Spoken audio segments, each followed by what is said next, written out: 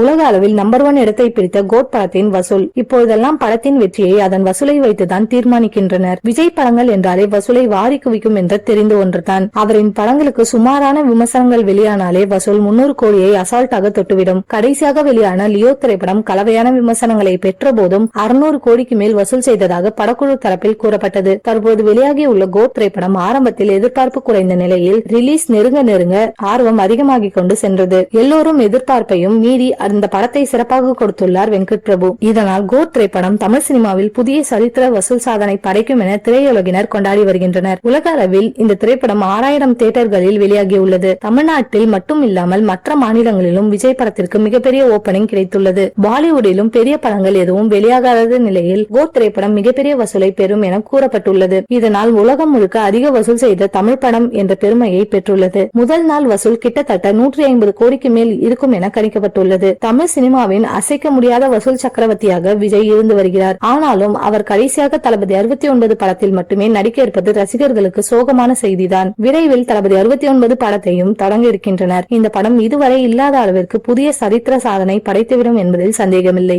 Code மொத்தமாக 1000 கோடியை வசூல் செய்யும் எனவும் கூறப்படுகிறது. அதை அதே அளவிற்கு தளபதி 69 படமும் படைக்கும் என எதிர்பார்க்கலாம்.